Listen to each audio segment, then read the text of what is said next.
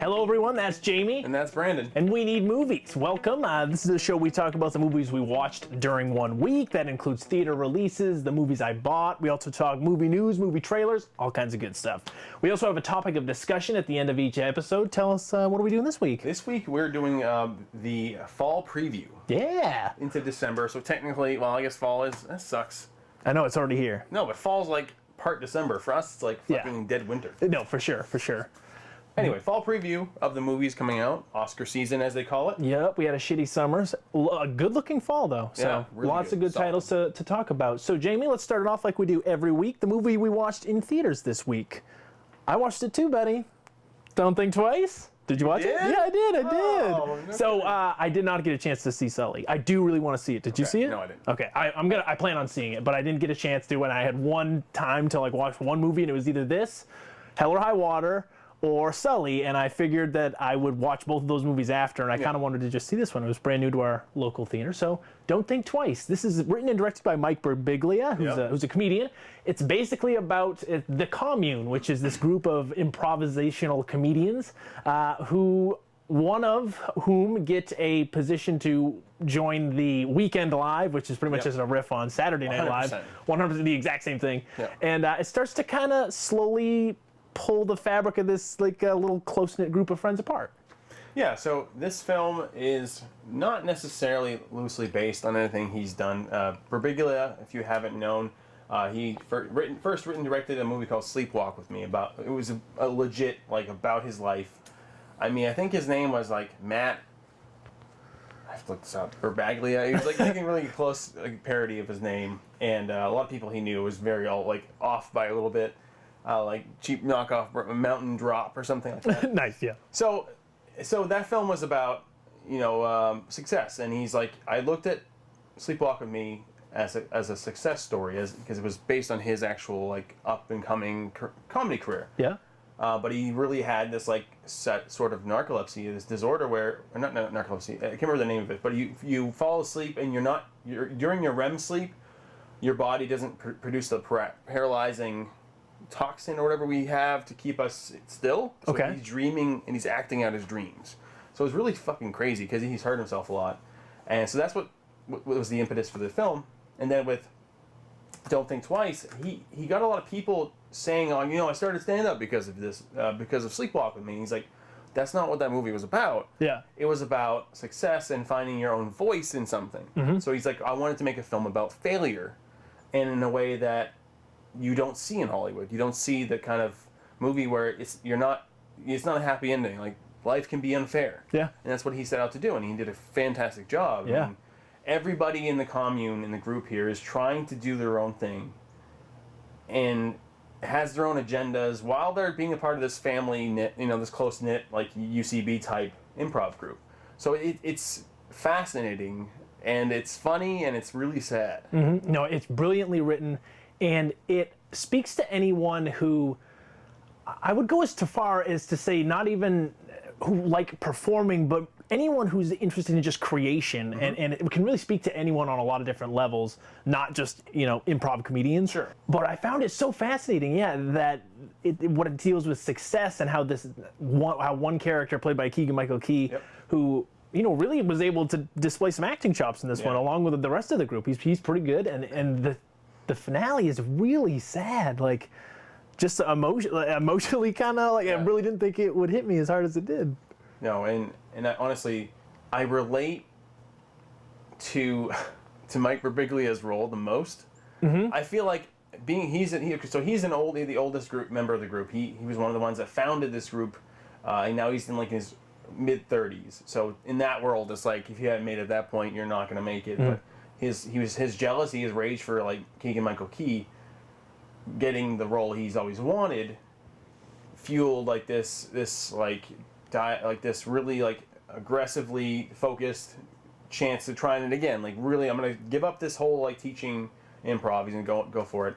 And to me, like I look at that in it's a very thinly veiled parallel. But I mean, I was an older guy looking at all these like NESCOM kids and like, fuck, man, like they're so much more talented than me. Why am I not doing anything now? That's why I'm quitting. Yeah. No, but it speaks to people who are we're all fighting for the spotlight, and some people just don't have it, and that like breaking that to people, it's so heartbreaking. Like, it's just like, you don't have what it takes to reach this point, but you're still really good. And it's also just about accepting your place in this world and realizing that we can't all be the superstar. And what was the tagline? I think there's not everybody's made for the spotlight. yeah. So not everybody can molest kids. Oh wait, wrong spotlight, dude. Sorry. Oh, okay. The Michael Keaton film No. of last year. Is this a possible contender for you? It is. It is. I haven't finished the post yet. But it's for sure a contender. Yeah. Nice. One of the top. As of now, I'm trying to think of no comedy so far as maybe think as much as this one did personally or reflect. And I wouldn't say it's laugh out loud funny the entire way through, but it's not meant to be. It's a very serious comedy, I guess. Mm-hmm. But there are a lot of laughs, and I also just liked watching the Commune like perform. Like, that would be a show I would go to. Oh, my God. To watch. Like, even the show within it all is watchable. And I love the take they do on of Lorne Michaels and that whole world of Saturday Night Live. It's pretty funny. But yeah, Jamie, what else did you watch this week? The only other film I watched was for our Not Quite Hollywood podcast, and that was August's pick. It was Paprika. Paprika. It's an anime film. So, if you want to pause or skip ahead, go ahead now. But it's an interesting film because it's a love letter to cinema. People compare it to Inception, but realistically, I saw a really cool post about it. I can't take credit for this line, but Inception was like, we're going to take this idea of going to people's dreams and being very straightforward with it, like an action movie, but it has some cool, interesting artistic interpretations of that. Mm-hmm. Well, Paprika takes the dream idea where dreams are so scattered and very bizarre and throws it in this film, and then it's also a love letter to film, like I said. So it's really weird. The dialogue, there are like lines of dialogue that these words strung together make no fucking sense, but they foreshadow what's coming up in the film. Okay. In a really clever way, and then just characters really well done, and it's like this. You can go into this dream with this device called the DC Mini 10. Vacuum cleaner? Yeah. No, it's like a little head device. It's really cool looking, actually. It'd be cool on a real film. But to put it on, then you can go into your dreams and kind of see your shit and manipulate them. But it's so bizarre. It could never be made to a live action film. Okay. It would cost $1 billion. Wow. Because it's so bizarre. Okay. Or it's all CG, but then it's still fucking animated at that point. Yeah. So it's a really great film, beautifully animated. It's all hand drawn, but has how I don't know if you ever saw the later Miyazaki films. It's hand drawn, but it's a computer touched up. Gotcha. So it's not so rough as hand drawn, but it's just beautiful. And the motion capture. I mean, I can't geek out enough about the motion capture. I mean, it came out 11 years ago, or 10 years ago. Was it nominated for? I don't animated know. feature? I don't know. Huh. But this guy's known for his really trippy shit. So worth watching? Yeah, I want to check it out again, and I definitely want to see another filming of this guy's work. So okay. Like you, I only watched one other movie this week, shit. but I made up for it in the Blu-ray haul. It's a pretty big one this week. The only other movie I watched this week was a movie I watched for the first time. I picked it up on DVD. It's a movie I've heard a lot about, but never seen it. It's Very Bad Things. Oh, I saw it a long time ago. Okay. Don't remember a thing about it. So this is directed by Peter Berg. I think this is his first film, who went on to do The Rundown and Lone Survivor. He's doing the upcoming... Battleship. He did do Battleship, but he's doing Deepwater Horizon, a couple other movies. This stars Jon Favreau, who's getting married to Cameron Diaz, who's kind of this typical naggy wife, well, soon-to-be wife. And Jon Favreau is going on his bachelor party with his best friends. So there's Christian Slater, Jeremy Piven, Daniel Stern, and the dad from The Guest. What is his name? I always forget his name. And Leland Orser, who I never forget his name. I see him all the time in movies. But anyway, so they go to this bachelor party, and things go from bad to worse very quickly. Jeremy Piven's having sex with this prostitute, and during the sex, he winds up accidentally slamming her head off the wall and onto this hook, and it kills her. And so they all freak out, and Daniel Stern, in my opinion, steals this whole movie. His performance is he's so uppity and freaks out so easily. And then Christian Slater, who I also think is the other second, my favorite character in this, is the guy who immediately takes charge of the situation. Is we got to bury this. We can't go to the police or anything.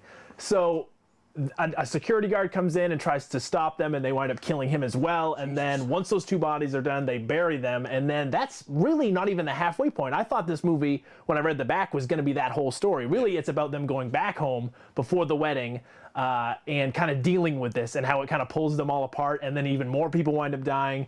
And this movie is so insanely dark about its comedy. Like, I was rattling my brain trying to think of, I guess Pain and Gain comes close in certain respects, but the strange brutality of how dark they go. There's a scene where they, in order to give them a proper burial, Daniel Stern insists that they all have to be buried together because they've chopped them up into little bits and wrapped them in plastic.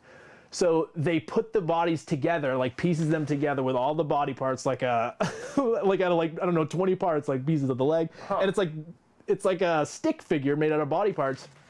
The effects are phenomenal in this for practical effects. So it looks, I'm just trying to think if you came in on that, it looks like a Silence of the Lambs movie, and then to them add jokes on top of it. Is some of it the tone is very jarring, but I've never seen a movie have such contempt and hate for its characters. By the end of this movie, I respected how almost all the characters get their comeuppance. All of them do get their comeuppance.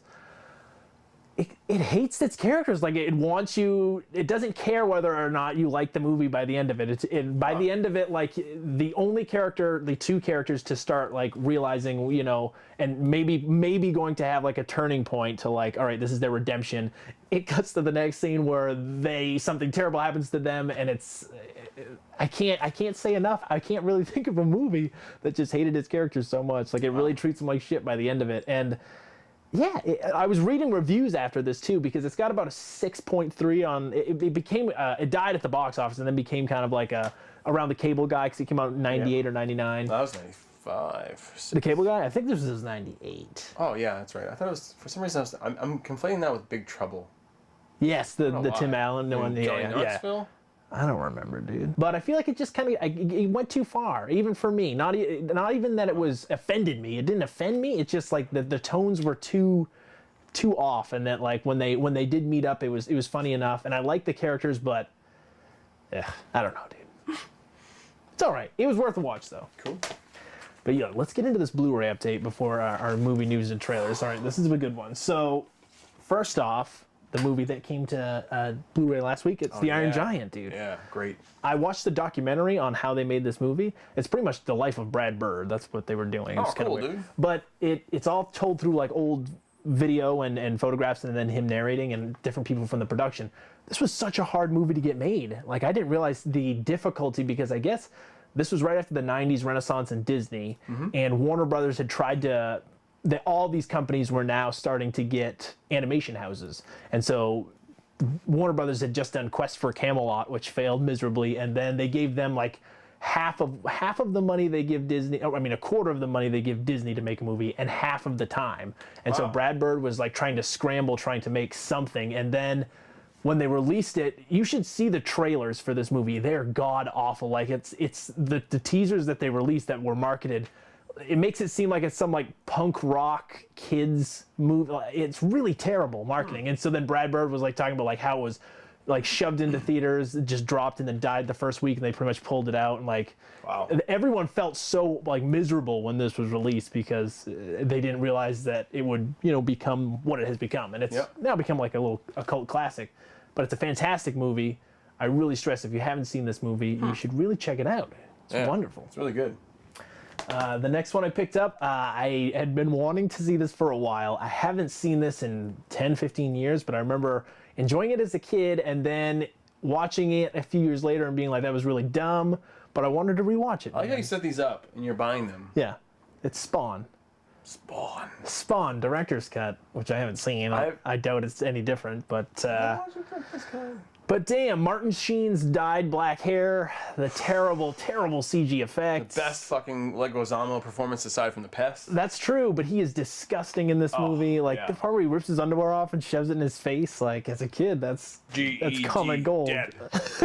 No, this is a movie of the 90s that if you missed and you tried watching today would just be...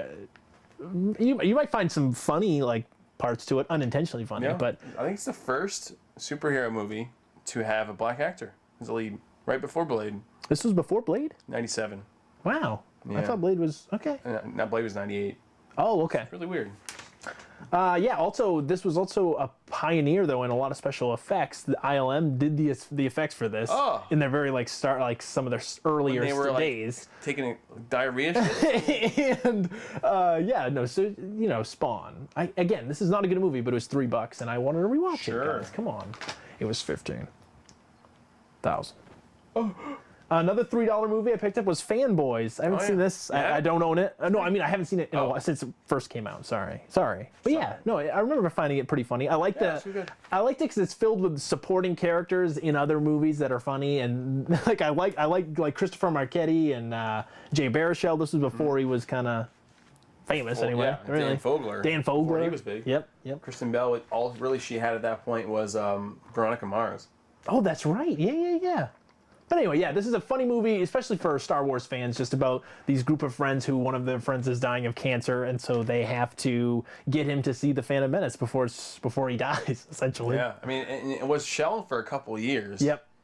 And then these people started getting bigger, and it's almost like, I don't know why they do that. Sometimes I don't get it. Yeah. But they released it, I think it was like an early, January release or something like that. It got fucking shit in the theaters, probably like 6-7 million. Yeah. But it's pretty funny. It's definitely better than it should be. Yeah. No, it's entertaining for Cool sure. idea. That's for sure.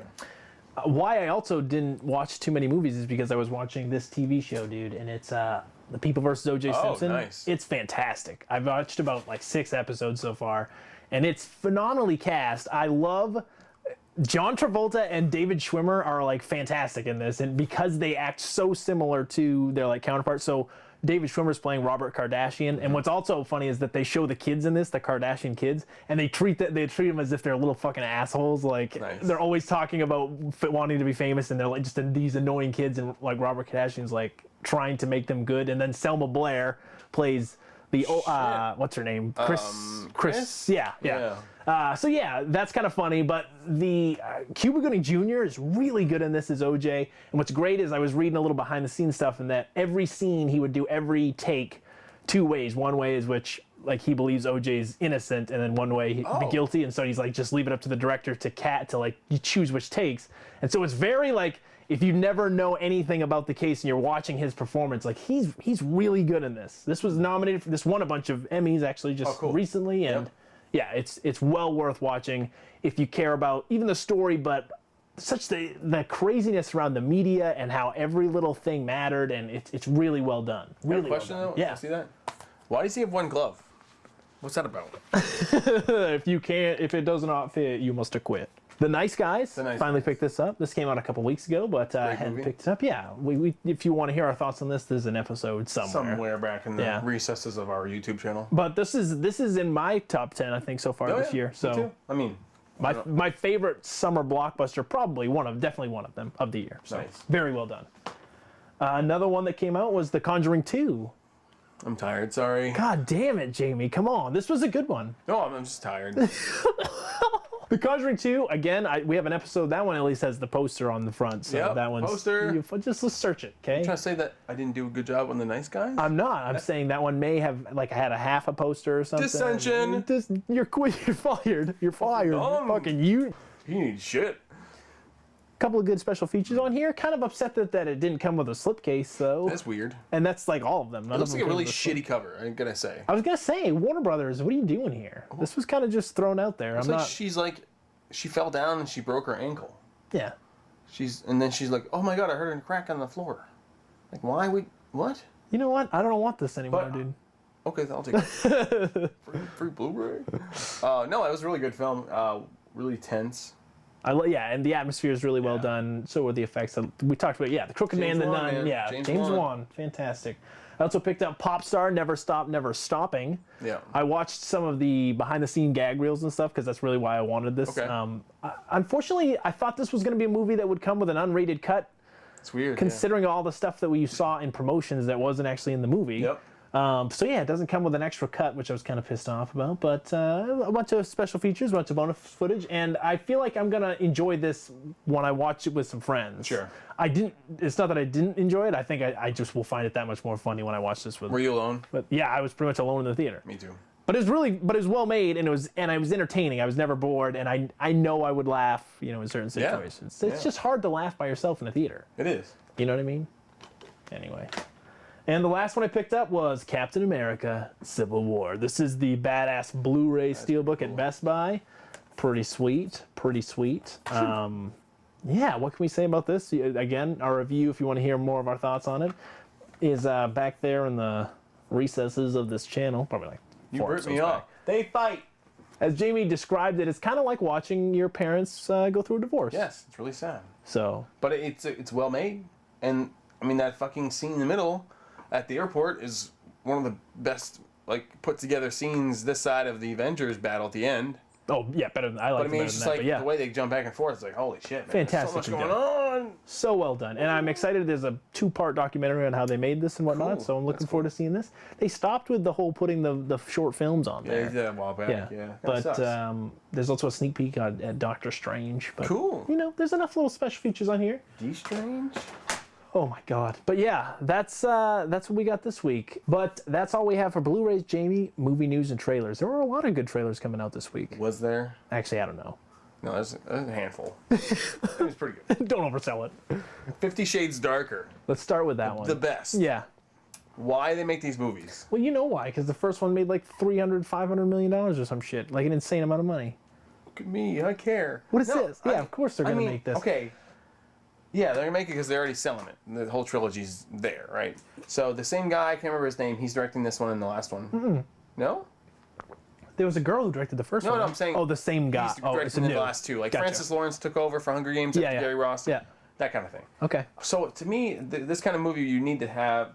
The thing you need to have to make this movie work, sexual chemistry. Yeah. These two people do not have it. No. Why did they cast these two people? Well, they've already done It's supposed to be somebody else. But the point is... Now they gotta fucking make the rest of them, make some money. Probably the third one will be split up into 2 parts. 15 parts. Yeah. Like one's NC-17. Darkish. Darker than before. Dark again. What struck me as ridiculous is watching this trailer. It's the same trailer as the first movie, with the same song, just sung by a different artist, and it beat for beat. Instead of them in I haven't even seen the first movie, but instead of seeing them in the plane in the first fucking trailer, they're in a helicopter. And it's instead of the elevator, it's the shower. Yeah, it's a shower. They're the same scenes in the same structure as the first thing, which leads me to believe this is probably going to just be a rehash of the first movie done by a different person. But I just don't. There's so little happening. It's so strange. Is like watching those trailers. How few scenes there are in the movie, or how few locations there are, because they're cutting between the same 5 shots again and again, and it's just like there's nothing happening. There's just nothing. And so the thing you need, yeah, you're right, for that to work is some hot fucking sex scenes, and it's like they're in a shower and they're doing this, and it's I don't know. I mean, I guess it's maybe hard to make that stuff new and exciting, but you can come on. I mean, it looks like there's some kind of weird plot about some ex-girlfriend or something. No, that's his mom, played by Kim Basinger, by the way. That's his mom? That's his mom, yeah. I don't know why she's at the same sex party as he's at, but whatever. Oh God. So weird, dude. Weird. Yeah. Yeah. So best trailer of the year, really. Yeah, no, it'll be this next year's Eyes Wide Shut. Yep. Mr. Sinister has been confirmed for Wolverine 3. Okay. It's kind of weird. Give me a vague overview of the character. He's a guy. Okay. Is he sinister? He's very. No, he's an X-Men villain. He's usually tied to the Summers, like Scott Summer, Cyclops, and Jean Grey, and that kind of stuff. But at the end of X-Men Apocalypse, there was a spoiler for the trailer. Essex Corporation takes the vial of Wolverine's blood, and I guess that's Mr. Sinister's company. I'm not too sure. I don't know a lot about him. He just looked badass in the cartoon as a kid, so I loved him. Okay. And I don't know if it'll fit with the whole story, but sure, it all depends kind of on who they cast too. Kind of getting tired of the X-Men stuff, and I'm a big X-Men fan. I know, dude. But yeah, me too. Collateral Beauty. Yeah. That looks really cool. It does. So it's about Will Smith loses his daughter, and instead of coping or talking to people, he decides to write letters to concepts, ideals. So love, death, time, and they are personified in these roles. Like Keira Knightley plays love. Helen Mirren plays death, which is cool. It's like our death and Three Brothers, dude. Yeah, exactly. Spoiler alert, dude. great. That's a great ensemble cast, actually. I mean, you got like Ed Norton, Michael Pena. Yep. Awesome. Kate Winslet, Naomi Harris. Yeah. The aforementioned Knightley. I mean, you get a lot of stuff in there. Fantastic cast. It looks like one of those Oscar bait movies, but I kind of want to like really see this. I do want to see this. What's interesting is I read that Edward Norton, why he signed on to this was because it reminded him of those old school, which is what the director was going for, who directed Marley and Me, I believe is the other movie he's directed. He's directed a few of them. But he was going for an old, like a Frank Capra, It's a Wonderful Life, like an old school, unabashedly like sentimental Hollywood, big Hollywood movie. So it's set around Christmas, and no, it looks good. Looks really good. Comes out in December, I believe. Yeah. And the final trailer is Live by Night. Yes. Ben Affleck. Yeah, that's right. So it's interesting. Warner Brothers, originally Ben Affleck was supposed to make this, I think, a year or two ago, and he's postponed because he wanted to work with David Fincher before he made the movie. So he signed on to Gone Girl to act, to like get a crash course in filmmaking from David Fincher, and so then he wanted to do this movie before he does his solo Batman movie. He was actually given the right. This movie has a huge budget. I was looking it up. It's like 80 to 100 million. Wow. And they gave him that kind of like as an incentive, I think, to probably sign on to do the Batman movies because it's Warner Brothers. So I bet like they would kind of use this as like a thing. Like, but it looks fantastic. It's set during the Prohibition era. It's based on a book by Dennis Lehane, he has so many movies like based off his books. Gone Baby Gone, Shutter Island, Mystic River, like a lot of great movies. Mm-hmm. So. Yeah, it's set during, Ben Affleck plays the lead like gangster, guy who doesn't want to be in the line of work he is, and it all kind of falls apart around him as he climbs the ranks. It's got a fantastic supporting cast. Chris Cooper, Zoe Saldana. Brendan Gleeson. And it came out in January.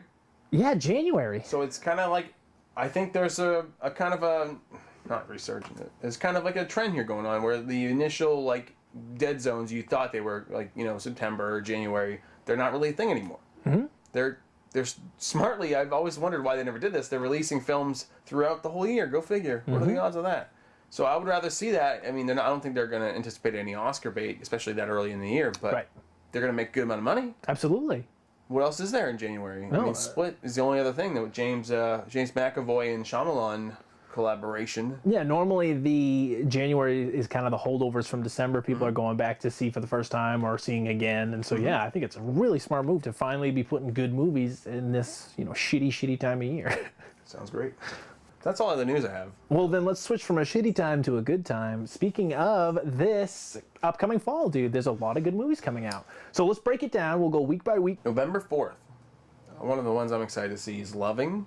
Yes. The Jeff Nichols film with Ruth Negga and Joel Edgerton in a racial couple. Well, we talked about a film like this in United Kingdom. It's like that in the 50s, like an interracial couple gets together. Yep. And it's just the fallout from their family and friends about the relationship. Really kind of sad that we had to deal with that back then. But I don't know. I like Jeff Nichols a lot. Yeah. I like Joel Edgerton a hell of a lot. He's fantastic. And Ruth Negga, I've only ever seen her in Agents of S.H.I.E.L.D. Okay, she's in I don't know. The Preacher show. And she's up and coming. She's doing a lot of things now. So. Michael Shannon's in there somewhere? I'm sure. I haven't checked. I was kind of afraid, actually. I think he's got to be. He has to be. Then Trolls, the trippiest fucking animated movie ever made. Can't stop the feeling. It's just dance. Justin Timberlake. Yep. I have no interest in seeing this. Nor do I. I didn't think it was possible to make a film off of those little things because I had a bunch. I remember as a kid. Well, my sister did. But I do remember them. I just this whatever. They look like it all looks so similar to Smurfs, but it's DreamWorks, right? Not Sony. I think it's DreamWorks. Yeah, DreamWorks. Yep. Whatever. Ripped them off. And then some film Doctor Strange. I never heard about it. So we'll just move on. Hacksaw Ridge too. Oh shit! That's right. That comes out November 4th as well. That's a good movie. It looks like interesting. Nice little war movie. Andrew Garfield plays a pacifistic... If that's a word. Pacifist? Yeah. Oh, pacifist. I mean, I thought it was a descriptive adjective. Verb, it's what you do. So, Andrew Garfield plays a pacifist who does not want to hurt anybody, and he's in World War II, and it's about a real guy who has saved like a whole bunch of people without ever shooting one bullet. It's crazy. So, pretty cool. Directed by Mel Gibson. Yes, Mel Gibson. Or how as they put it, from the director of Braveheart. Oh, I wonder why they don't say his name. It's weird. It's weird. What's up with that? And then the next week, November 11th, Billy Lynn's long halftime walk. Yeah. I didn't know when we talked about this a long time ago. It's shot in 120 frames per second. Really? I mean, Hobbit was 48 frames, right? Okay. And that was like weird. I guess this is so realistic because it's the war scenes are like right there in your face, and then the football stadium is like realistic as fuck. I mean, I don't think we'll have a theater that shows it that way. No, but man. I could tell just from watching the trailer, whatever the cameras they were using, it looked so crisp and detailed and fine. Like you could tell that something was was different. Okay, that's interesting. Ang Lee. I gotta watch the trailer again. Yeah, he does some things that are out there, like whether it be like, you know, Crouching Tiger, Hidden Dragon kind of thing, like Hulk. Yeah. I mean, as dumb as that movie was, it was like the comic panel thing was a cool idea. Life of Pi, visually stunning. Yeah. Arrival. Oh shit. Yes, Denis Villeneuve's What the hell, IMDb? alien invasion film. IMDb's fucking up. Yeah, well, you know. I'm gonna use something else from that one. Whoa, hey, come on, dude. We're gonna lose our sponsorship. Dude, we're gonna lose our sponsorship. How the fuck do you think I pay for this place? Give the IMDb sponsorship. You know that. I'm Yeah, sorry. dude, I'm come sorry. on. Look me up on IMDb. November 18th, Fantastic Beasts and Where to Find Them. The spin-off of the Harry Potter franchise, the first wizard in America they've ever shown. Of course, it's, what's his fucking name? It's Eddie Redmayne. Eddie Redmayne. Yeah, Colin Farrell's in there. It's got a good supporting cast as well. Dan Fogler. That could be kind of fun. I like Dan Fogler. Yeah, we'll see. I like the effects so far, and again, we're not the kind of the demographic for this. We're not huge Harry Potter fans, but this still intrigues me. I would rather see this than Harry Potter. You I have not got seen you them. got to go I wanna back. Yeah, see we got to. them. Yeah, I know. I just haven't got a chance to. Okay. There's like 8 of them. November 25th, Mona. I don't know if it's Mona or Moana. Mona? Yeah, I don't know. Mona? However you say it. Rock. Yeah, the Disney Rock. Disney animated their new release following what was their last one? Oh, Zootopia, technically. Yep. Yeah. Yep. So yeah, we'll see. Disney fucking killed it this year at the box office. So we'll see if they Top continue. 4 of the year of them. Bad Santa 2 that same day. Yep. Looks like fun. Mm-hmm. And then that aforementioned Lion, the one with Dev Patel I was telling you about last week. Yes, that's right. Yeah. But that's November. You have December. December, there's a movie called Nocturnal Animals that I have not yet seen a trailer for. It stars Amy Adams and Jake Gyllenhaal. Okay. Sounds very good, so you should check into that. Sure. Office Christmas Party. There's always a welcomed, rated R holiday themed movie coming out, so that's that week. December 16th, we talked about it earlier, Collateral Beauty. That's when that comes out. Yep. Sorry. La La Land, Damien Chazelle's musical, following. No, that's the 16th. Oh shit. Following Whiplash. Mm-hmm. Ryan Gosling, Emma Stone looks really good. Yep. And a little movie called Rogue One. What's that? It's from this larger franchise called Star Wars. What a stupid generic title is that? New Hope. New Hope? Is that the spin-off? So excited. December 21st. Assassin's Creed. Yes, that's coming out. Yeah, I don't have a huge affinity for the game or anything like that, but I love do Michael I. Fassbender, and this looks cool. I like the world it's building. It looks like it might be the best video game movie ever made. Fingers crossed, dude. We need Something this. has to be good. We need this. Sing, that DreamWorks animated movie Not that's looking about forward to singing that. animals. No, it's Illumination. Oh, I'm sorry. No, Illumination. Yes. Good cast of characters, but it seems like they're just singing to American Idol, so we'll see. Space Between Us, we talked about that as Yep. well. Looks kind of like, it looks, again, I'm not sold on this yet. It's like a young adult sci-fi movie. It is. We'll see. And then we'll end it off on December 25th, Christmas. There's not a big swell of movies like there usually is. Yeah. Yeah, there's always like sometimes 5. But this year, it's Gold, which is another trailer that came out starring Matthew McConaughey, set where he and Edgar Ramirez head to, I think it's like the Brazil or somewhere to find a gold mine. He literally winds up becoming worth, he's this nothing guy, winds up becoming worth like billions, and then it's about the government like taking it from him and whatnot. Looks pretty good. And then finally, Why Him? The Bryan Cranston, James Franco comedy. It comes out on Christmas Day. I like the casting. We talked about odd pairings, but those two guys certainly make one. Yeah, we should have totally wrote that down. Good movie. Nice. Hopefully. So Jamie, what's our topic for next week? Next week's topic. We want to go with a little fun, little good times. Best ensemble cast. Okay. Because Magnificent Seven's coming out. We want to talk about that. Yep. A lot of cool casts that have been around in films that somehow work together, like we similarly to our pairings last week. There's some good casts out there together. So please tune in next week. Subscribe if you haven't already. Like our videos. Comment. Let us know what movies we forgot. What movies are you guys looking forward to this fall? It's looking good, Jamie. Good. This has been fun. Thanks for watching. That's Jamie. That's Brandon. And we need movies.